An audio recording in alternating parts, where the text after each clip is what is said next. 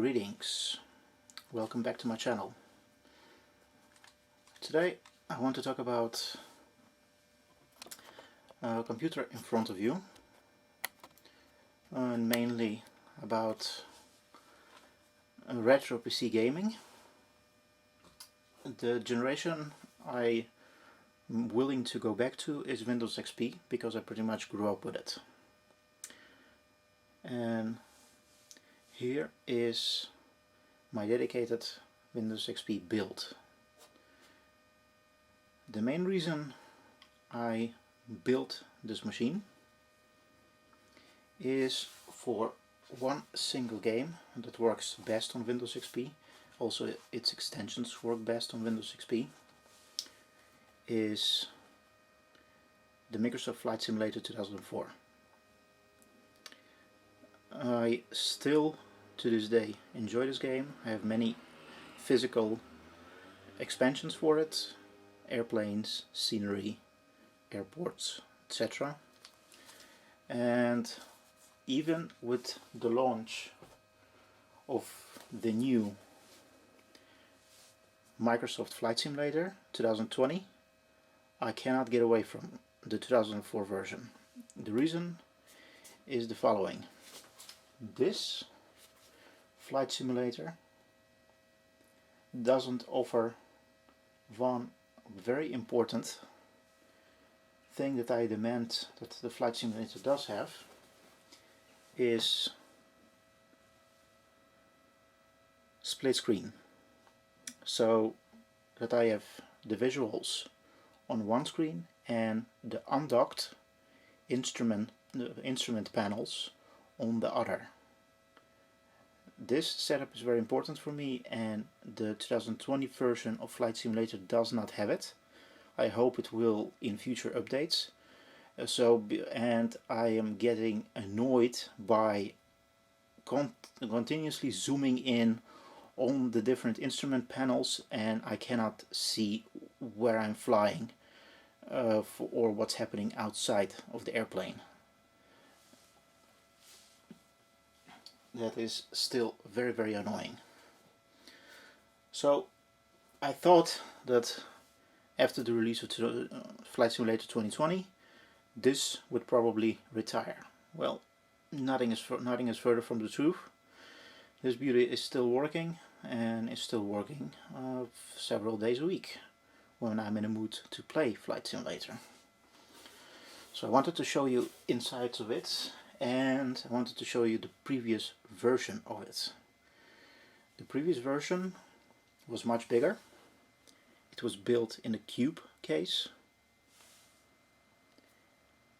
and the main difference is, of course, it had a full ATX power supply, tower cooler, and a GTX 580,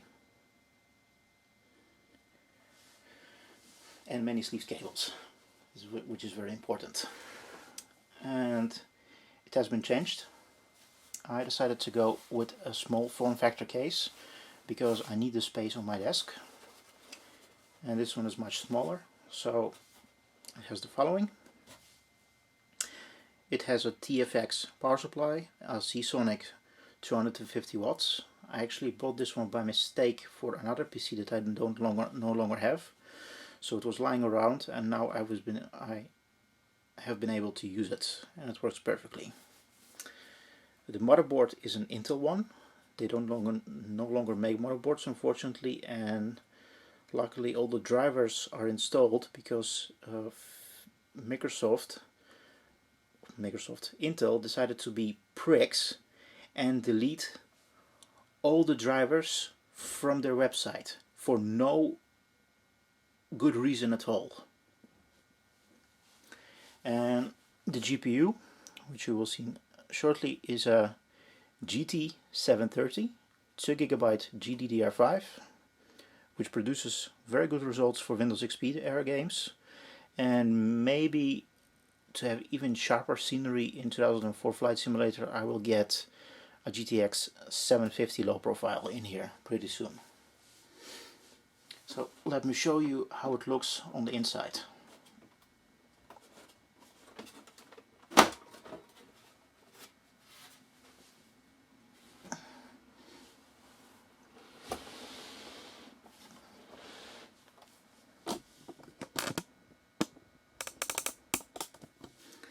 As you can see, it's quite compact over there, so a lot of cable routing needs to be done to make it fit perfectly good.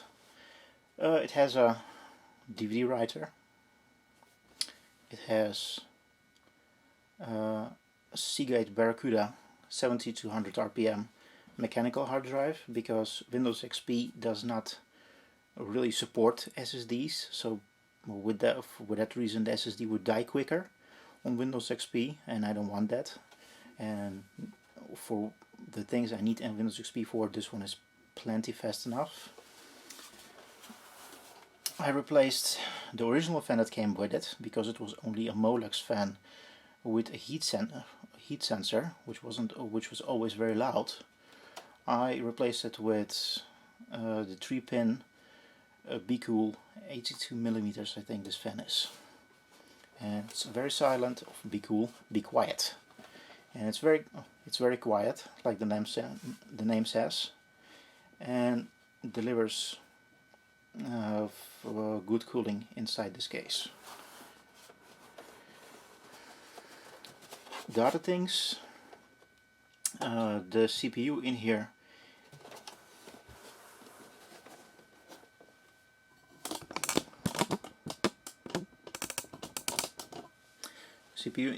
in here with the Intel stock cooler, because I still need to find a decent aftermarket socket 775 CPU. This one is Q9550, so it's a quad core, one of the best quad cores Intel released of the Core 2 Quad series, and it delivers great results, especially for Windows XP. It has 2 sticks of 2 GB each, DDR2 800 MHz.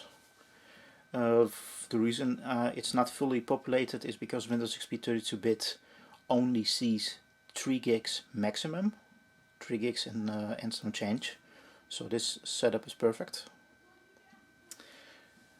For the front panel, all the connections are there, and for the USB 3 front panel I just get an adapter cable that converts USB 2 header to a USB 3 header, because I really don't need USB 3 in this computer.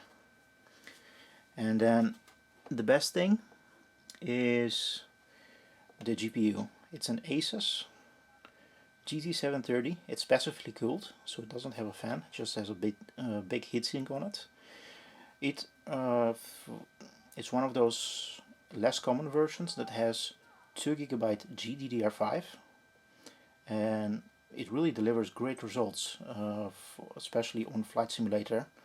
But I do see a difference between the GTX 580 that I had before in this computer, which is that the faraway distance drawing is a bit less than with the prior card.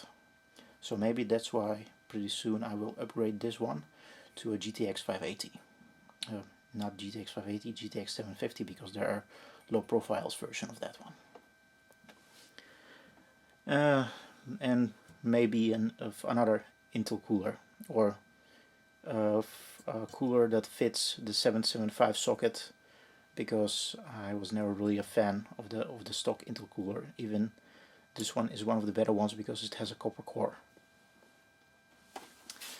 So yeah, this computer is not going to be retiring anytime soon, because unfortunately Microsoft has a long way to go to fix or improve this Flight Simulator to be on the same level as the version of 2004 or even Flight Simulator X. So this was my small overview of my dedicated Windows XP rig and my main usage for it. I hope you have a good day, stay safe, and until the next video.